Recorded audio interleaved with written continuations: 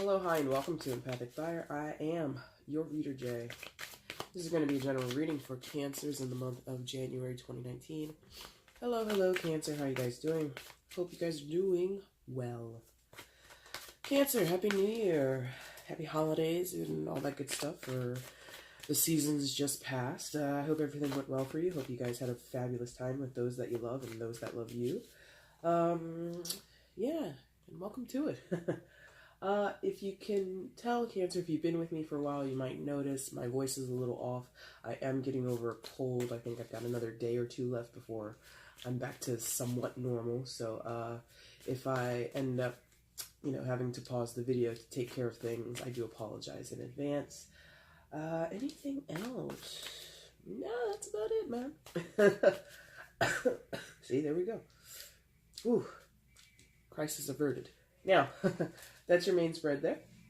What I'm going to do now is shuffle for your outcome and your overall energy. Once those cards are out and they're lying face up, that's when the reading begins. You can check in the description box below for the timestamp for that.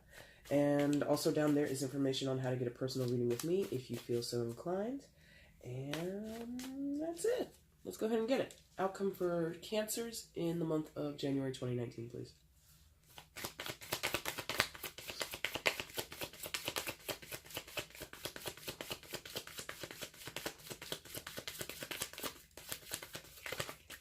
Whoa, wow. So that's like a huge stack, and I would never in my life, well, not never, but I know some readers, they pick up huge stacks and they can read them. I'm not at that point in my journey, but that is a huge stack of cards that I just can't read for you. So, sorry. Oh, 1 second. Okay, guys, felt a cough come on there, so I had to pause the video because coughing on camera, especially if you're sick, is like kind of gross to me, so I try not to do it. Anyway. Outcome. Let's see. Well, almost.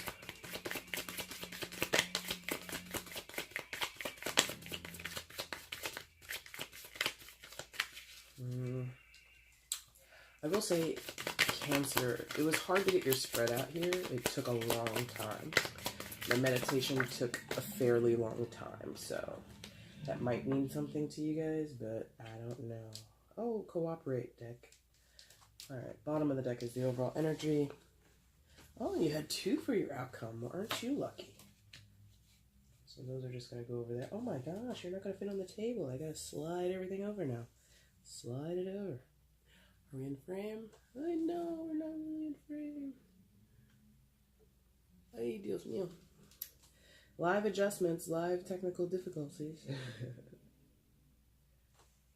Alright. And let's see if we can get these guys somewhat closer on the table. There we go. It's going to be a tight fit. Tight fit. Squeeze it in. Squeeze it in. I don't have a lot of earth in my chart. In fact, none. But when it comes to something like this, I'm like really particular. And I really want it to like look good and kind of be in line and stuff.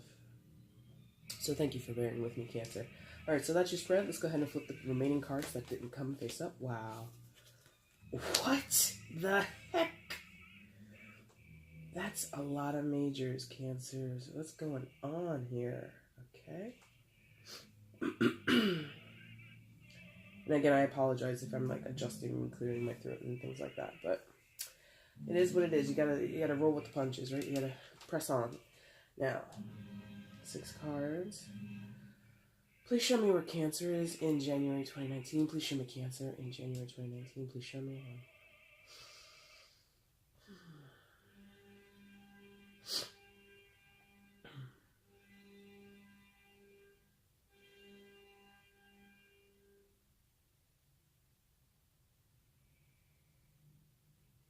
Well, really? Okay. Alright. I was like, oh boy, that's going to be interesting. Alright, guys, so you start here. I'm sorry, this is like really bothering me. Oh, gosh. Alright, let me let it go. Let me let it go. Let it go. Alright, guys, so you come on into the month as the 8 of Wands from this position. And I think Gemini started with the 8 of Wands as well. So some of you might have a Gemini in your life who's significant. because this card obviously showed up in their reading, and I think that was also their starting position, was in the Eight of Wands. And for you, it's Eight of Wands, you know, typically talks about communication that is quick or urgent and very, very, you know, sometimes can be haphazard. For you, I feel it's like rushed. Like you might be feeling rushed to communicate with someone or communicate about something. You might feel a little bit pushed in terms of someone's demanding your opinion or demanding your insight and your feedback. And I feel as though you're giving someone your opinion, you're giving someone your attention, or you know, having a dialogue with someone, but I'm not sure that you are necessarily in the mood to do it or feeling prepared to do it. You know, I feel that you're underprepared, or it comes at you quickly, or like I said, it could be like a speech for some of you. Like maybe you have to give a speech, or, you know, turn up somewhere and perform something, and it's very last minute. You haven't had a lot of time to prepare, and you're kind of winging it. Now, the interesting thing here is I feel it's going to be fairly successful, because for some reason, especially if it's your opinion, you kind of already are familiar with what you're going to talk about or what you want to present to whoever is demanding that you engage with them. And so even though you may not have had time to prepare, time to really get your thoughts exactly aligned or in a row, or, you know, as constructed or, comprehensive, I guess is the word that I'm getting, it still is successful because I think your message, your opinion, your thoughts will come across. They will connect.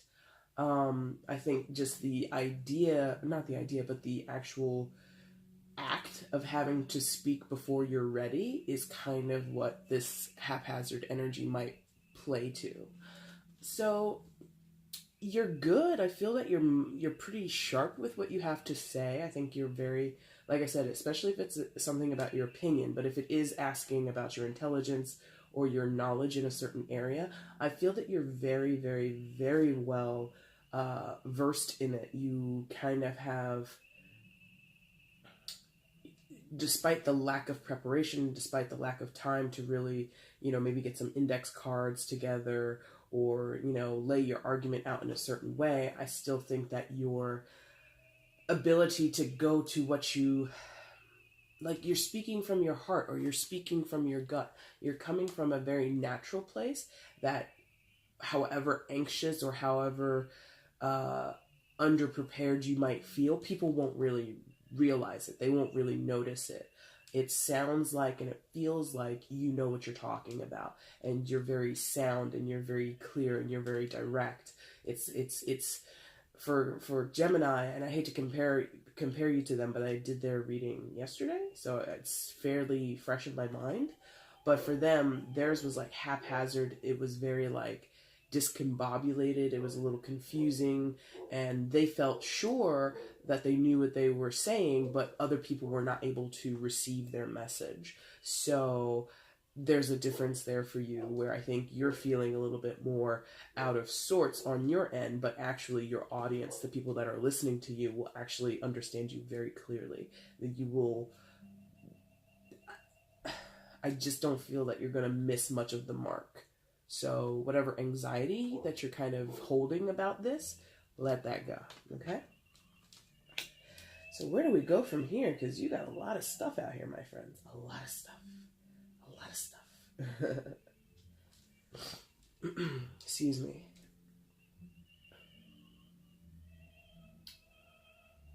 Okay. Right, so that's the... Okay, so this bottom row, they're telling me, is you, and your kind of background or your filler is these two. So where are we going then? Right, okay, well... Okay. Yes, thank you. Like feed into. Okay, so do it that way. Thank you. All right, so on the farther side, on the bottom row, you have the Hierophant card, opposite of your starting position. Hierophant card is the card of Taurus. It's associated with the sign of Taurus, so there may be a Taurus in your life who is significant to you, but again, it doesn't have to be. It's really just more about, basic astrology and links to tarot. And sometimes the Taurian energy is present in the reading. For right now, I'm feeling that this is really... like, this card encompasses a lot of things, but one of the things that's popping out the most is tradition, and ideology or belief systems and things like that. So for some of you, there is something that you're being asked about or that you're being engaged with that falls back on what you believe in your core values or what you hold as a tradition within your family or within your social dynamics, whatever. So there's something about withstanding with your principles, or standing with your principles, not withstanding, but standing with your principles, excuse me. And there's a lot going on here because I don't know how clearly you can see it, but there's sort of this figure of a man who has like this cloak or this cape, and he's holding it up. And all throughout the cape and just above him are these wild animals. Now, the traditional depiction of the Hierophant shows like a pope or a priest-like figure in a temple with followers and all this other kind of stuff. So these two images are totally different. But I feel that what's here is sort of this carnal or ritualistic is how they're making me feel. Primal, thank you, primal is the word. There's a primal sense of duty, a primal sense of obligation or righteousness, or, like I said, something to do with sort of your principles, your standards, what you believe in the heart of hearts of yourself, in the deepest part of you, Cancer. Something is at play here. And I feel that this is you. I'm saying you. So I do feel that you're embodying this energy, or this is somehow influencing where you're starting out in January. But there's something about in your past, in your history, throughout your life, from your family, from your religion, from your church, whatever, from, your studies in philosophy and ethics and morals, wherever this thing comes from, whatever you're talking about here in the Eight of Wands, whatever you're communicating, it's deeply rooted in what you believe is sort of this dichotomy between right and wrong. There isn't a lot of gray area with the Hierophant. The Hierophant is a very principled card. The Hierophant is very much about rules and regulations and what is correct and what is incorrect, what is admissible and what is inadmissible, what is moral and what is amoral, right? There's, the traditional interpretation of this card also includes, like I've already sort of glossed over, religious texts, or not texts, but religious contexts and religious ideals, right? And so that might be a play for some of you. So some of you might be having, you might be sort of not a public figure, but you might be an academic, and you might be asked to come and do a talk at a college about the modern state of a certain religion in whatever situation, whatever parameters, etc., etc. You see what I mean? So you may not have prepared to talk about that, but because you've studied it a little bit and you're writing on it, maybe you're a blogger, maybe you're, writing op-eds and things like that, maybe someone has sought you out. Maybe someone's asking you to come on their podcast or come on their vlog or something like that. And you didn't expect that invitation. You didn't prepare for it too much because, they're like, oh, can you come on my show in like 3 days? And you're like, sure. So that lack of preparation is still okay, because whatever you're talking about, and it doesn't have to be religion, of course, but I'm just going with that as an example, but whatever you're being asked to present about, it is housed in... Just a second, hold on. Alright guys, sorry about that. I had to clear my nose. Got a little congested there. Okay, so whatever you're being asked to talk about is deeply rooted in and set in your core belief system, and you're not, like, you're being challenged, you're sort of not challenged, you're being invited to present a case or present your opinion in a way that it might be debated or it might be contended with. But I don't feel that the energy around whatever this situation is, whatever this conversation is contentious. I think it is sort of an information gathering session. I think that it's something, this could be, like I said, in your profession, you're a writer, you're a blogger or something like that, or you're an academic, or it could be even like personal. It could be within a family dynamic or a friendship circle or something like that. And so the energy is not contentious, but it's also not like super,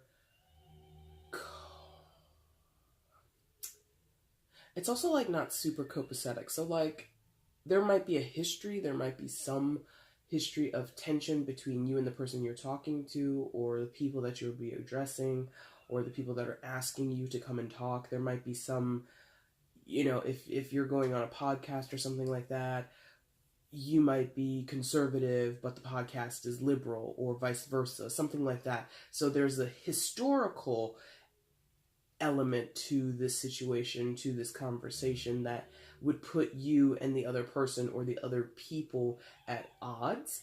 But the forum, or the way in which it will unfold, is actually pretty copacetic, is actually pretty cohesive. It's not meant to disrupt anybody's life or anybody's mood or anything like that. It's really an honest to God conversation that someone wants to have. And it could be you who wants to have this conversation, but I feel it's mostly you're being invited or you're being engaged. Like someone is pulling you forth, Cancer, and saying, hey, come talk about this, or do you mind sharing your thoughts on this? And you're kind of like, it's kind of last minute, I didn't really prepare, I don't have notes, or this is kind of sudden, but okay, I'll come and talk. Okay, sure, no problem.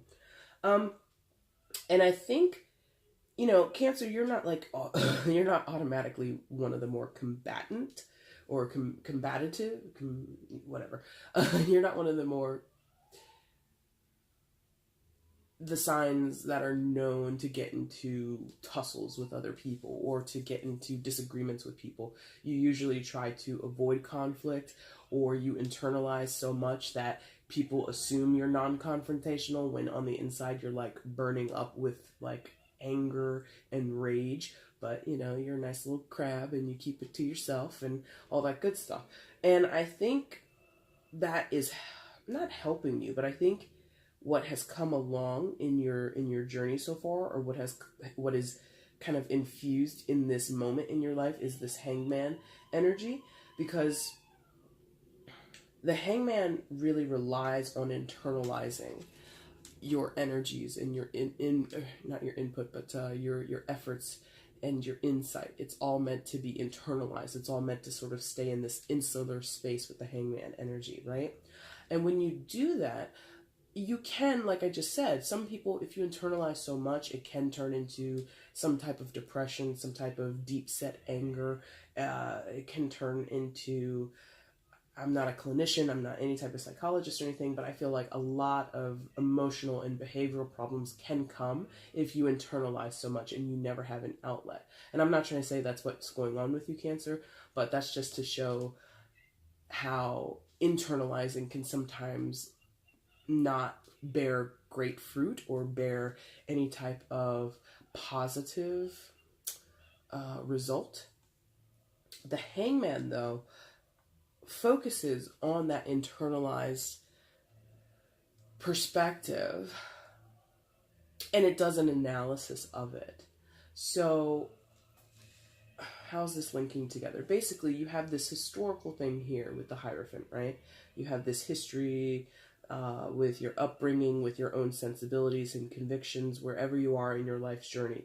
And this is where sort of the base or the root is, and what's growing out of it is this hangman perspective. So if you want to think of it like that, like a potted plant or some type of vegetable garden. Here's the soil, here's the land, here's all the not pesticide. What do you put in?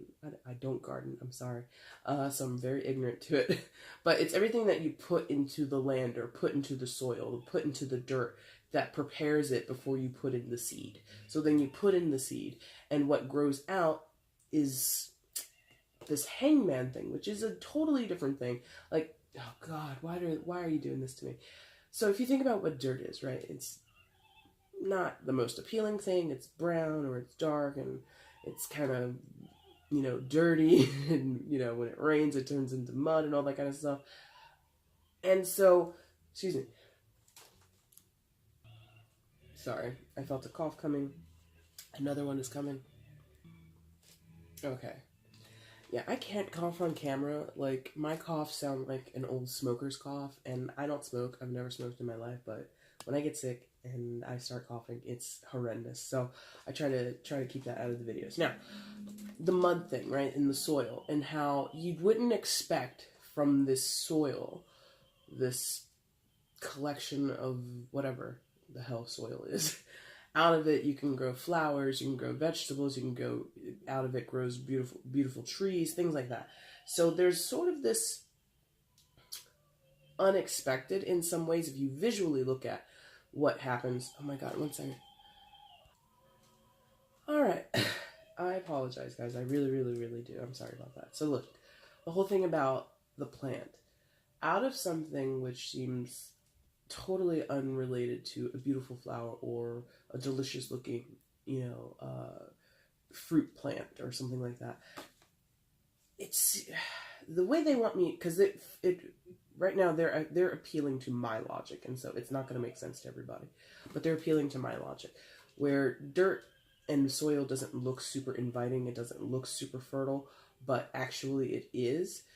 Out of this, what seems to be to someone else, possibly not even necessarily to yourself, but out of this Hierophant energy, this very sort of prescriptive and sort of dogmatic energy, which is there are rules and there are ways in which we have to conduct ourselves, or there are ways in which you're supposed to behave in certain social situations, right? Or there's just like a doctrine here. There's like a, even though you possibly adhere to this energy or believe in this energy or use it as your base, out of it comes this new, almost diverse perspective with the hangman energy is what I'm getting.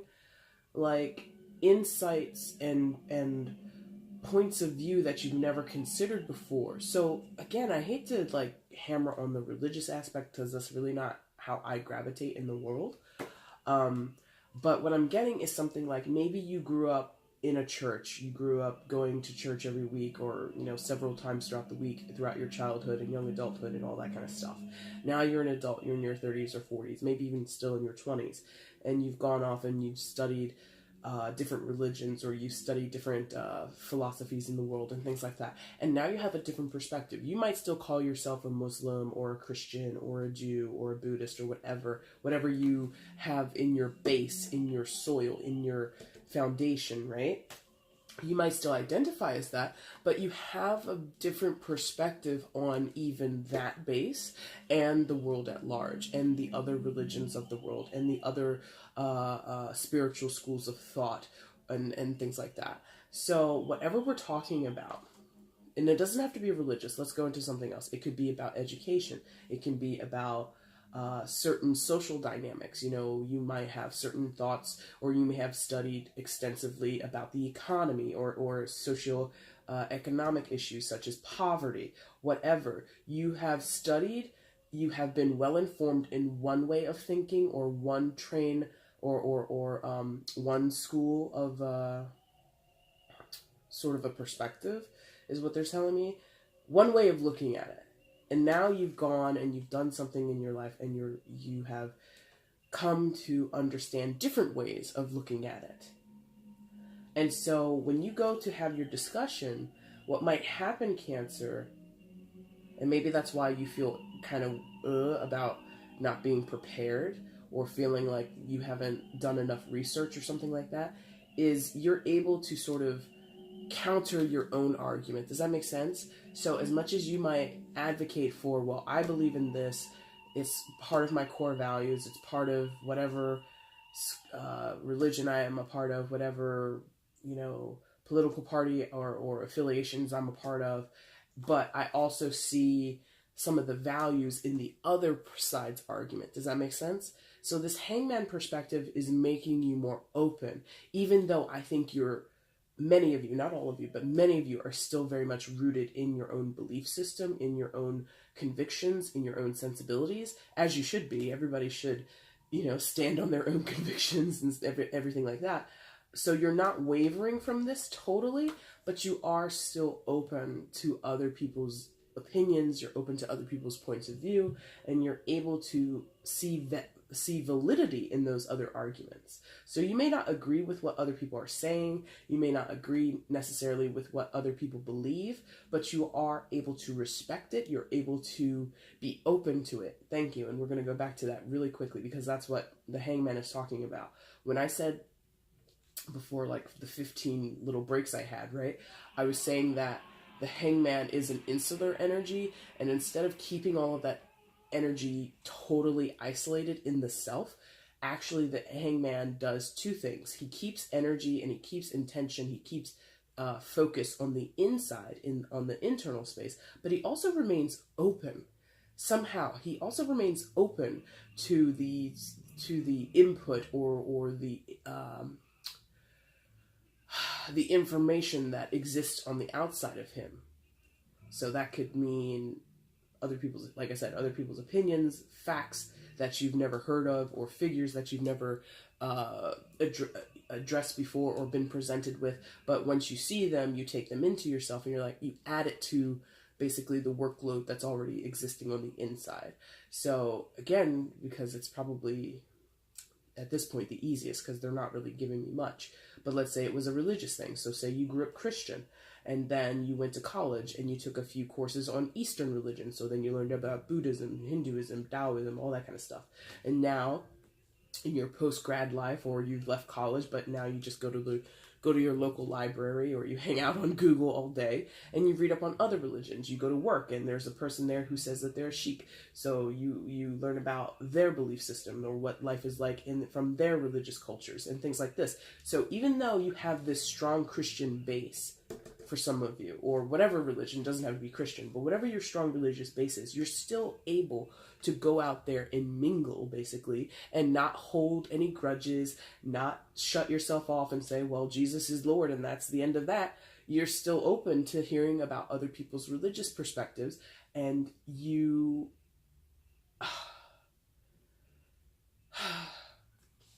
It allows you to do this, which I think is where you're concerned, where as much as you want to say, I am a Christian, I am a Jew, whatever you're trying to say, you're also saying, but I also am open to my Muslim brothers and sisters. I'm open to anyone who is a Buddhist, all that kind of stuff. You are not afraid, but you're concerned that you might seem like a contradiction. And I'm going to let you know that argument would not be contradictory, you know? From what I understand, and I did not grow up religious myself, but from my understand, most religions welcome other people's faiths. Hey, we don't believe in that, but that's good that you believe in that, and that's okay. And you just let it go. Bygones be bygones, sort of is the energy. I'm gonna do me, you do you, and that's it. You know, some people take it a little further. Well, if you don't repent now, you're gonna go to hell. Some people go to that extent, or you know, infidels and all that kind of you know, very extremist stuff. But I feel the core values of most religions, from what I understand, is love and let live, all that kind of stuff, you know?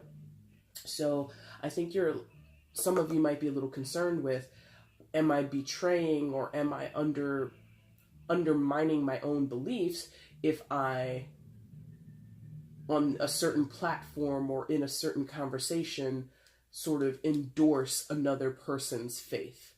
And I hate to go on like this heavy religious angle, but it's like the clearest thing to me. So I have to go with that.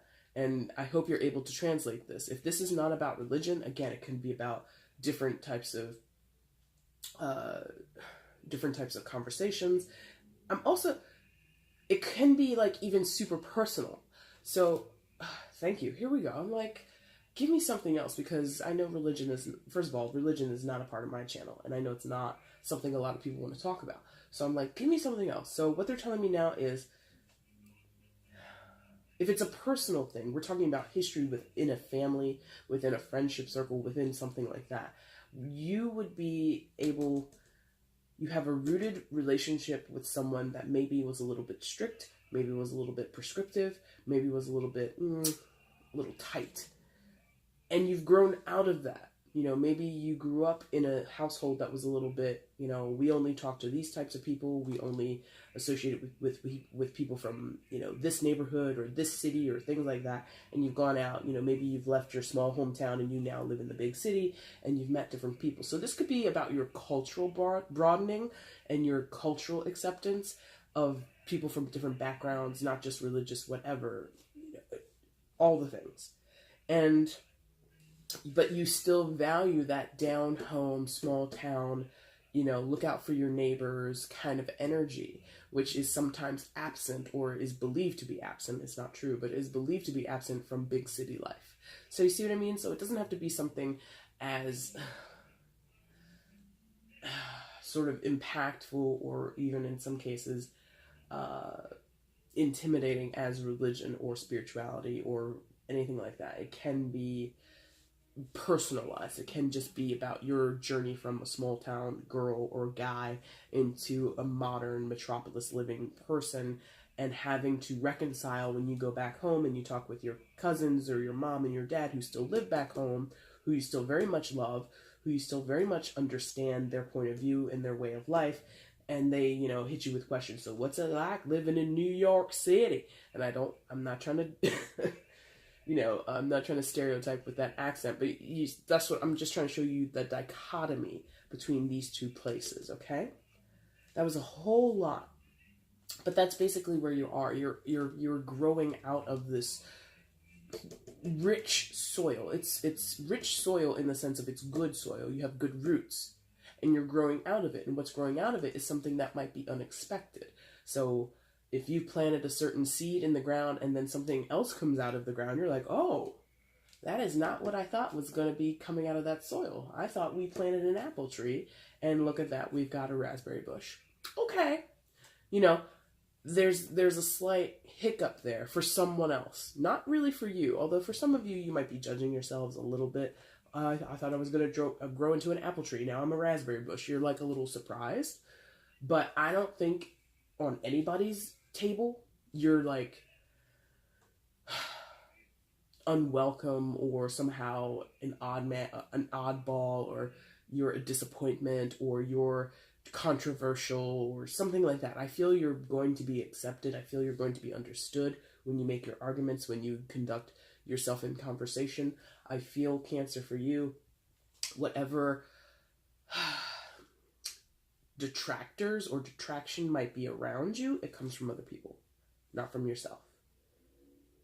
Or reverse that. It comes from yourself, not from other people. Thank you. I was like, that doesn't make sense. So you're your own worst enemy in this case. I think you might be overthinking things. Now, one second. Woo! Okay, so that's a whole lot of stuff. And you guys have a fairly deep reading. I think Gemini had one too. Did Taurus have one? Maybe Taurus as well. But there's a lot of, as the new year has come about, right? There's a lot of like reflective and who am I? What am I doing? What's going on in my life? There's a lot of soul searching going on, energy. Or there's this potential to have that going on. And I think there's a little bit here in your base, a little bit of a soul searching. I think you're reconciling who you were previous to this point in your life versus who you are now, and then versus who you will be going forward, or how you will be perceived, or how you will present yourself, how you will, you know, sort of state your case and communicate with other people. So there is sort of this version of Cancer versus this version versus that version 16.2, whatever is down the line. And I think you're more concerned than you need to be. I really do. I think you're more concerned than what you need to be. You have a lot of stuff above you, and all of these are major arcanas. Real quick sidebar, as quick as I can do, right? Major arcanas represent themes in our lives, like overall or overreaching or overarching energies, right? things that encompass a certain phase in your life, or things that often repeat in your life. So it's not usually indicative to one specific event or one specific person or one specific time in your life. It's usually very encompassing, and you have a lot of that energy here. So again, going back to what I just said about the new year, a lot of reflection. This is encompassing a whole sort of transit in your life, or all the traversals. I don't even know if that's the correct word, but a lot of your movements in life, you know, like I said, the different versions of Cancer that have been, I feel you're like taking snapshots of all of them, and you're kind of trying to figure out what version of you is coming next, right? And what I'm seeing with your combination, of majors is change. A lot of change. So you might be looking back over your life, Cancer, or looking at where you want to go down the line, and you're kind of signaling out, or you're highlighting the moments of change, or you're highlighting the sort of the seasons of change within your life, so to speak, you know? This is sort of your past. These two in combination, I feel, the Hierophant and the Hangman, it's sort of where you came from, and where you are now for some of you. And all of this up here is kind of signaling where you're going, or it's kind of, what's this? What's that? Thank you. Holding you. Grasping. Yes. Guiding you. Thank you. Guiding. Took forever to get to guiding. So this is kind of guiding you forward. And so, is that corresponding? No. Well, this is corresponding. These are not. Okay, so this is corresponding. So, very interesting. This Hierophant card, right above it, you've got the Hermit card. Card of Virgo, so there might be a Virgo in your life of significance, but it does not have to be. The Hermit card is also, to me, kind of anchored in religious or spiritual contexts, right? This is also a card of internal reflection. But the thing about and we were talking about that earlier with the Hangman, right? The difference between the Hangman and the Hermit is the Hangman is really looking at other people's perspectives, looking at the world around him or her. There's no gender.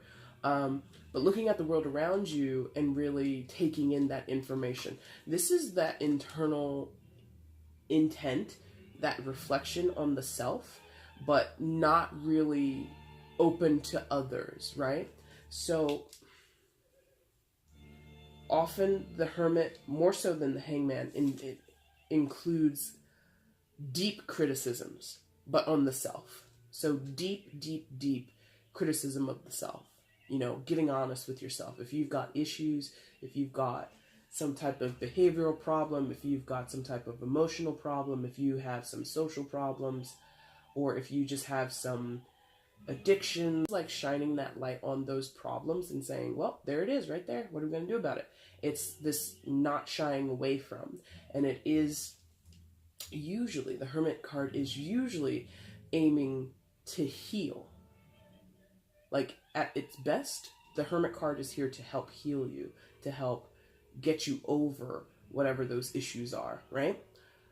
But I think oftentimes it mostly comes because healing is not an easy thing. It's not something that comes overnight. It's not something that once you do it once and you're over, it's finished. No, you have to constantly keep going back to it. You have to constantly keep coming at it. You know what I mean? So I think what usually happens in this day and age with most people is you see the problem, you acknowledge it, and then you kind of just sit on it and you don't really do much with it. So some of you might be critiquing yourselves or giving yourselves that type of criticism, whereas linking it back to your Hierophant, which is that foundation in you, you might be looking back over your life and you're thinking of times when you were in a social contact or a social situation where someone cracked a joke, maybe an inappropriate joke, and you laughed along or you added to the joke. And now, you know, that was like when you were 17, 18, 19 years old, something like that. Now you're like 28 and you're like, oh my God, I did that, you know? And again, it could have been, you know, in your college days, you're around other people who are not necessarily the most enlightened people in your life. And because of whatever factors, you may have laughed at or made a joke at someone else's expense based on whatever factor or characteristic in their lives, right? And now you would never dream to do that. Now you're very progressive. Now you're very open and encompassing and loving to everybody. And you kind of, you kind of cringe at your own shortcomings. But again, that was, Cancer version 2.0. Now you're Cancer 7.6 or something like that. So that version of you, I'm feeling this need to sort of release or not back away, but decrease that level of criticism, self-criticism. And again, the Hermit is definitely about self. The Hangman is also, but much less so.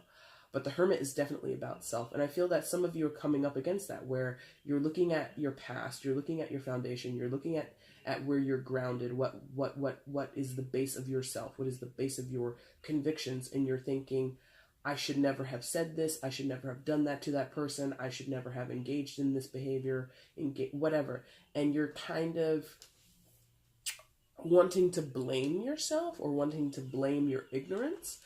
And that, to me, is not going to get you anywhere, really, because that's not what needs to be healed. Number one, to place blame on the circumstances that happened, on the events that played out. No. What you really need to do and what you really need to heal is that notion that your foundation emboldened you, gave you the power, gave you the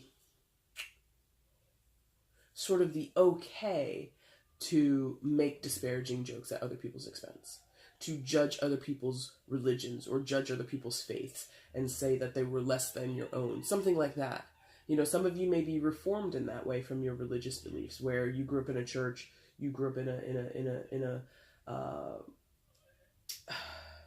sort of in a congregation that, I don't want to politicize this channel at all, but some of you may have grown up in belief systems that said homosexuality, for example, was non-redeemable. It was not, it's a sin through and through, and it's something that can be cured, right? So some of you may have been a member of or have attended services that preached that. And for a certain section of your life, you were walking around with that belief in your heart or in your head. And now you're looking back and you're saying, God, I was so misinformed. I was so ignorant. I was just so misled. That is incorrect and all that kind of stuff. And you're beating yourself up with this Hermit card, right? You're beating yourself up for adhering to that doctrine, when instead you need to be critical of why that doctrine exists in the first place, or you need to heal or come to terms with how that type of, for lack of a better word, that type of energy or that type of mindset can permeate within a church setting or within a community. You see what I mean? So instead of looking at it as a Cancer was wrong, Cancer was wrong, it's like, no, the church was wrong, or that pastor was wrong, my congregation, a lot of them were wrong. And understanding how a group of people can be geared or sort of groomed to believe such a thing. Like, that's where the healing has to happen. And I know many Christians who are my age, we went to high school together and all this other kind of stuff, and some of them have gone to that side and gone the whole certain behaviors and certain lifestyles, right, are just not a part of this earth, blah blah blah blah blah. And others have gone the exact opposite way and have gone, God loves everyone, God includes everyone, everything is wonderful, blah, blah, blah. I really am surprised at how this has turned out, but this is your freaking spread. But in that situation, Cancer, I think you have to kind of remove the individuals, especially yourself, and really look at the themes or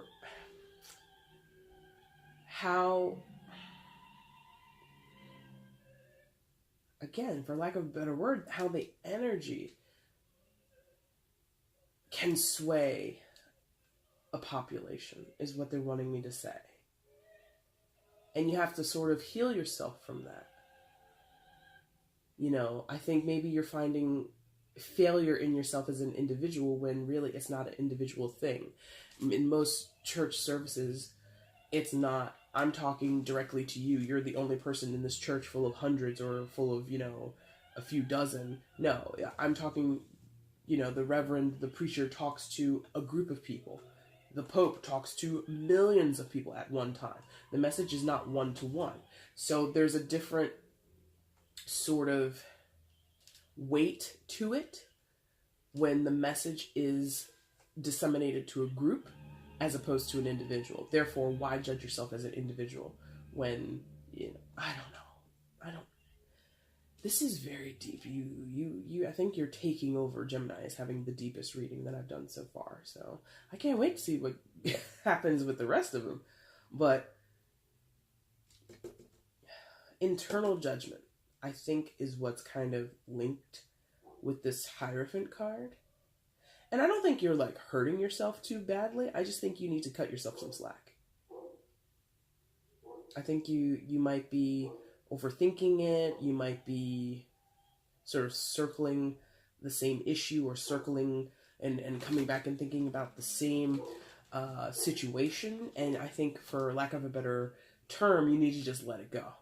However you can let it go, meditate on it, pray on it, do whatever you have to do, and kind of understand that as a person, as an individual, you can't take all the blame. You just can't. Okay? Is kind of what I'm feeling here. Wow. These two together, they're very strong together for you. Very strong. Excuse me. 1 second. Alright, Cancer. So, these two, very strong together. Is this a link? Oh, knocking stuff about. Is this a link? And that's a link. Yep. Yes, okay. Wonderful. Alright, Cancer. So, linking to your Hangman energy, you have the Justice card right above it. Card of Libra, so there might be a Libra of significance in your life, but again, it doesn't have to be. And the Justice card, I feel, coming right above the Hangman is very simply giving you that affirmation that this new perspective that you have, as divergent and almost contrary to what your Hierophant position is, what your foundation is with the Hierophant, as opposite as that might seem, it's actually, quote-unquote, correct or fair or just or ideal. Okay, it's the balance, it's the compromise.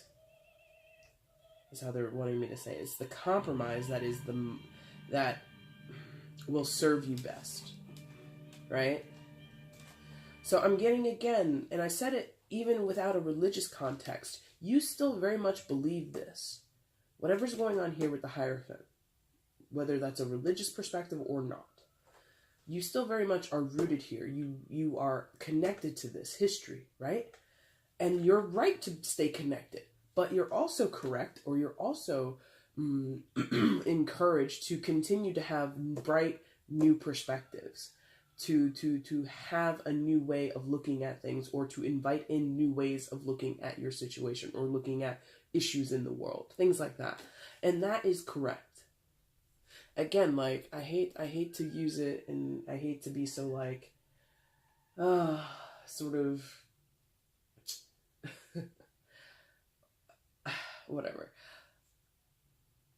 I'm getting, like, this idea of being, like, some type of almost radicalized, but not saying that you were, but what they're showing me is, like, going from radicalized or somehow very extremist views from a religious standpoint to more moderate views from a religious standpoint, and that being, like, the sweet spot, that being the point where you get this balance between what you believe in your heart of hearts about God, about heaven, about life here on earth, and all of that stuff, and what it's like to live on earth in modern times, and seeing the world at large as we mostly in the Western world are able to see it, where, all right, I've got my Western world view, but I also have access to Eastern views. I have access to views. I'm living in a nation, or I'm living in a community that is pretty well to do. Everybody, you know, has a job and all that stuff, but I'm able to look at places in the world, or people's lives in the world where they don't have a job, or the job that they have pays them, you know, 30 cents a day, something like that. And reconciling what you feel here with your modern perspective is what you need to do, is correct. So where you might have had these sort of extremist, almost limited in some cases, views here in the Hierophant, and you've come out of that and you've expanded yourself with the Hangman energy and a little bit with the Hermit, that's correct. Like I don't know what kind of transformation you're going through. I don't know what kinds of traversing you're doing in your life, what type of journey you're on, Cancer, but it feels correct. If you are afraid of growing, if you are somehow giving yourself flack because you have expanded your consciousness, or you've expanded your worldview, or you've expanded your understanding of other people's perspectives, and you feel somehow guilty about that, or other people have challenged you about that, or you feel as if you're undermining your base, don't feel that way. Don't feel that way. I feel that that is actually what you're supposed to do. You know, God, I could go on and on. I don't know how I got so hype on this, but this card got me really hype. I feel as though, because justice is related to, you know, justice as in law. She's got those scales in her hand, right? And so the scales are about, you know, balancing the left and the right, balancing a little bit here, and finding that equality between the two pieces. You can't even see my hands, I'm doing it, but the equality between the two different perspectives, that middle ground, right?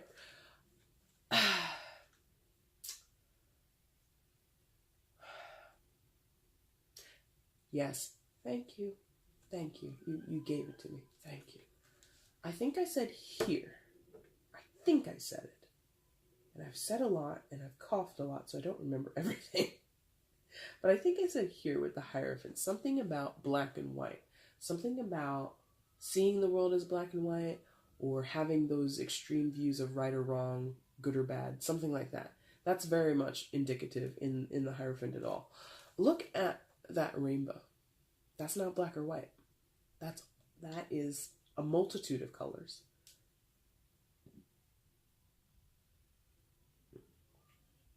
And when you have a multitude of colors like that at your disposal, in your awareness, it makes it impossible to see the world in these extreme black or white circumstances, or these extreme black or white views.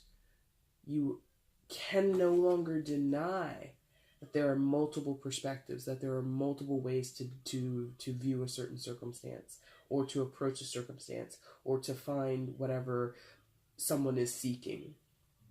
If we're still on this religious train and someone is seeking salvation, to someone, that salvation comes in the form of Jesus Christ. To someone else, it comes through the enlightenment of Buddha, or the system of Hinduism, right? And the ideas of karma and dharma and all of that, right? Or for someone else, it's Allah. All of that is correct. Like, is what I'm feeling. Not to say, like, correct as in, you know, when we all check out of here, no matter what horse you bet on, you win. I'm not saying that. But I'm saying to exist in this world, that is correct. To exist in this modern world, you can't turn a blind eye to, and you can't ignore the ways and the convictions and the sensibilities of others. You have to incorporate them. You have to see those different colors and acknowledge them. And I don't feel that for some of you, like, that's sort of a revelation, you know? But for others, I feel that revelation, like, you are embodying that revelation to others. Maybe filtering back to the Hierophant, maybe going back to your home church, going back to your hometown, going back to your community, and, you know, going back to what I did before. How's it like living in New York City? You know, like, okay, it's great. I have friends from all different walks of life. I have people in my neighborhood who come from, Bosnia. I have friends who are from Bolivia. I've got another friend who is Nigerian and all this other kind of Nigeria. Wow, that might be, you might be the sort of the mantle or the person that has to carry this openness or this progression, this eye on progression out to other people, Cancer, which again is linked back to your communications card here in the Eight of Wands. So, and maybe that's why it's coming back here. Like maybe that's not only in the I'm not as prepared. Maybe that's why you feel unprepared. You're just a regular person, or the weight of it might be too much for you.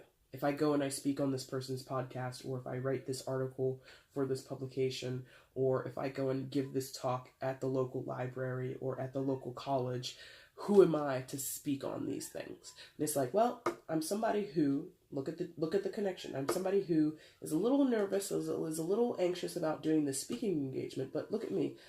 I'm now able to see all the different colors of the rainbow, all the different colors in the color spectrum. And my root is in something that's black and white. Where I come from, they see life as black and white. You are the perfect person, Cancer, to deliver that message of how you can go from seeing the world in black and white views and very extremist views, very much, what do you call it? Binary ways, right?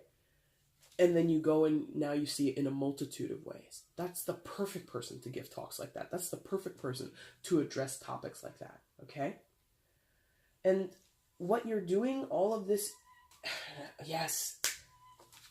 So that perspective, that multitude, or that multi-viewed, I should say, that multi-viewed perspective, partnered with this communication that you're going to do, or this communication you're invited to do, interview,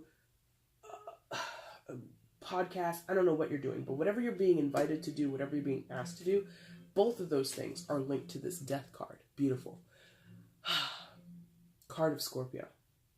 Scorpio might be involved, but doesn't have to be. The death card is transformation, okay? So the talk that you're going to give, the discussion you're going to have, the interview, whatever you're doing on a small scale, one-to-one conversation, or on a broad scale, national scale, local scale, I don't know. Whatever you're going to do, Cancer, transformative for you, for other people. Excellent. The perspective that you have, being open to this new perspective, walking into it sort of is what I'm feeling. Embracing it. Thank you. Embracing that new perspective and showing others how you have embraced it. Transformative. Okay? So, these two got me very excited. So, I don't know. Maybe you've got Libras and Scorpios in your lives that are exciting. Maybe they're hyping you up. Maybe they're encouraging you to give this talk. Maybe they're the people that are going to host you, or they're the editors at the paper, or they're the editors of the online magazine. I don't know. But in terms of a theme, because remember, majors are themes. So death is a theme that speaks to transformation. And like I said earlier, you guys in the different versions of yourselves, this is sort of ushering in and welcoming in and sort of pushing in or pulling in this updated version of Cancer. Maybe you're being asked to go back to your old high school, your local, like I said, your local hometown library, and, you haven't been there since you were in junior high school or something like that, and they want to give you a talk. Maybe you're an accomplished writer, an accomplished doctor, or business person. I don't know what you're doing. And they want you to come back and, come talk to the kids, come talk to the young people who are in the small town who, are, so obsessed with their smartphones and, despondent about the future. You could be sort of this beacon for them to kind of look to as a goal. And someone might be expecting, oh, you're going to come and you're going to give us this type of perspective, and you're going to jump through, okay, you're going to jump through, but no, you're going to walk through that door to the library, to the school, whatever it is, and you're going to give a talk that says, I've been out in this world and I've learned some things. And that talk, that dialogue that you're going to have, then becomes transformative for someone else, for those young people, for those even older people in your community, if you're going back to your church, something like that. And it ushers in and it signals in this new version of Cancer that people haven't experienced before. Last time you went to that school, last time you went to that library, you were like 15 years old. Now you're 45. So in that 30 years difference, where people haven't seen you regularly, people haven't spoken to you, now you're saying, okay, well, I'm coming back to my hometown. My name is Cancer version 17.8. Okay? And this is how I see the world, and this is how I view God's word. Now, I used to view it this way. Now I view it this way. You know? I used to think this about my social economic status here in this small town, in America, in Canada, in England, wherever you are in the world. This is how I used to think when I lived here in my hometown. Now I lived here, I've lived here, I've lived there, I've lived there, and now this is my whole new message. So, you have a lot here. And this has been, to me, the biggest hiccup, because I think this is like sort of, this Hermit card is sort of counterproductive to all the rest of it. But I think this is anchored in your own self-doubt. So just, be aware of that. But man, you've had like a journey. You've had a journey, Cancer. I mean, everybody has journeys, of course. What is life but a journey, right? But your journey is very interesting, very cerebral, very spiritual. For many of you, we've talked a lot about it today, religion. So for some of you, this is a hugely, the weight of it is just very heavy. Like, I'm not a religious person, but I feel the weight of it is very heavy. Coming from an outsider's perspective, I can't totally sympathize with what it means to have to reconcile my foundations in a certain religious belief with what I feel now as a worldview. I don't know that pressure, but I know it is an actual real pressure that many people go through, that many people struggle with.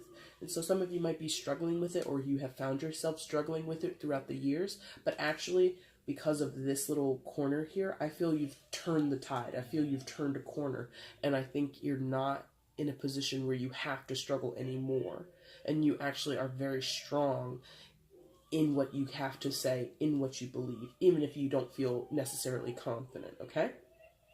Outcome for January. Beautiful. Yes, boys and girls, yes. You've got Three of Wands and the Strength card. So Three of Wands paired with the Strength card. Three of Wands talks about, one second. Oh my gosh. Alright guys, sorry about that. So the Three of Wands is talking about sort of standing at the precipice of something new, right? It's kind of hard to tell. Well, not really, I guess you can see it. But this woman, she's standing very much close to this water source, maybe like a riverbank or something like that. And there are some boats out there on the water. Oh no, I turned the card in. There we go.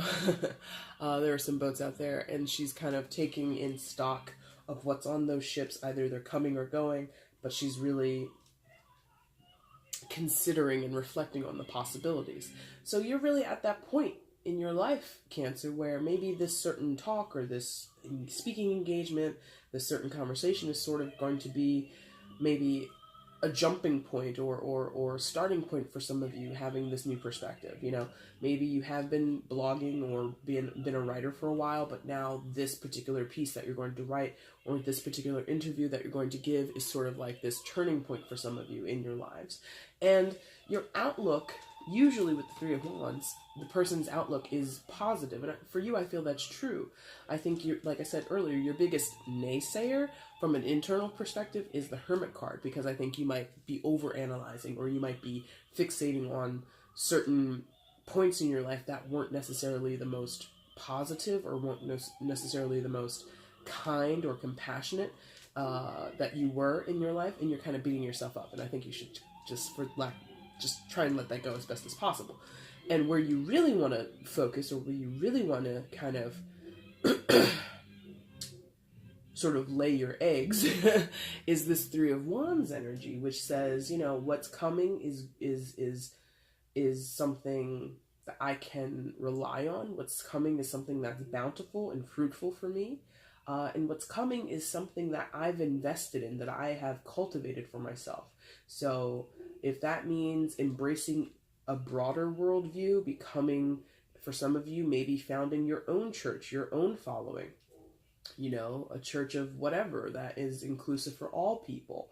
Or maybe not necessarily for you, but maybe you see back in your hometown, you have an influx of immigrants who have different religious beliefs than most of the people back in your hometown. So you want to go back and you want to help them find the funds, find the location, so that they can break ground on their place of worship, so that they have spaces in the schools for their children to go and worship, or for their children to have access to whatever they need in the community. You see what I mean? So you're able to look at your future, the future version of yourself, the future of whatever life you're leading for yourself, and say, I want to be effective there.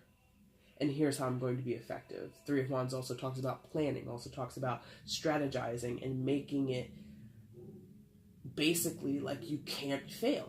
I mean, obviously in life you can fail. We're all individuals. We all have our different propensities and all that kind of stuff. So there is that element there. This is not a guarantee, but if you align yourself with this energy, it's like, bro, girl, you really have a high chance of success. You know, if you really take proper stock in what you've done and proper consideration with what you want to do, you're pretty much home free. You've paired with that the energy of the Strength card, which is associated with Leo. Again, might be a Leo, but doesn't have to be in your life. And this is just that fortitude. This is that willingness and that belief and that confidence that says, yes, I can. Yes, I will. Yes, I can. You know, and it kind of has this take no prisoners energy, which again is like not necessarily 100% your own energy, because I think a lot of times Cancer people think that you're, you know, sort of wishy-washy, or that you like you don't put up a fight. And the Strength card is about fighting. And I did mention before, you're not known to be a combative person or a combative personality, a combative zodiac. But push come to shove, especially for things that you believe in, especially for things that you have sort of dedicated yourself to and become somewhat, not an expert, but somebody who can convey a message about or can present an argument for, you will go to bat for that. You will put up a fight for that. So I feel that that's tied in here. You are striking out on something new in your life, perhaps a new career, perhaps not even a career, but like a new endeavor. Maybe you left the church, or you left all that behind, and now you're actually thinking like you're kind of coming full circle back to your church, coming full circle back to this this standpoint in your life that says, I want to put my effort into God or into my beliefs, and I also want that effort to encompass or be welcoming to others who may have felt disenfranchised beforehand. Like you're willing to go back to something and sort of rewrite it. Okay, your overall for the month, Seven of Wands. Now here we go with the combative part, right? Seven of Wands is about contention, especially from those on the outside. So before, I think I said like the perspective or the criticism is heavy from yourself, but the actual adversity or the actual pushback will come from others. And it's not necessarily negative. It's from ignorance, thank you.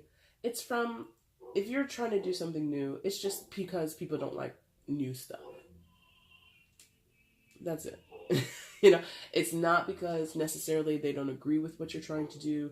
They don't necessarily believe what you're trying to do. They just don't understand it. They've never been presented with such an idea before. They've never heard such opinions before, especially from you, especially from people who come from where you come from, etc., etc. So the pushback is because it's new to them. They are underinformed, misinformed. They don't have any prior knowledge or prior information about what you're talking about. So your defense is not against your own position as being valid, but it is a defense of your position for argument's sake, okay, or educational purposes, right? So it's just a matter of informing the masses, fielding questions from them, fielding and being open to their concerns and their quandaries or whatever, but ultimately kind of guiding them or reassuring them that what you think can be beneficial to the community, what you think can be beneficial and sort of help eliminate some of the problems in the community, in the church, wherever we're talking about, in the family. Again, it doesn't have to be so grand. It can be within a tight-knit group of people that you know. Some people just need a little convincing, for lack of a better phrasing, okay? Oh no, I'm just knocking cards all over the table today. I got a tight table, it's crazy. Cancer. That is your reading for January 2019. I almost said 2018, I'm sorry. For January 2019. I hope you liked it. I apologize for all of the pausing, but as you can hear, I'm still a little congested. I still got a lot of stuff that needs to be expelled from my body, so I apologize for having to take breaks, but c'est la vie, right? I had to get these done. Down below, like buttons, click it if you liked what you saw. Comment if you want to comment on what you saw here today. If it resonated with you, please let me know how. I would love to read about it. There's also the share button, which is great. You can share this video with people that you think could benefit from the message as well. And of course, if you're not subscribed, I would love to have you as a subscriber. If you keep coming back and you haven't subscribed yet, how come? You don't like me? Like, you like me, but you don't like me? Like, do you not like me enough? I don't know. But, or if you're a first-time viewer and you're like, oh my god, this is great, click that button. That would be amazing. And I will be back, guys, in a few weeks' time when I do your February 2019 readings. I look forward to seeing you then. Take care. Bye.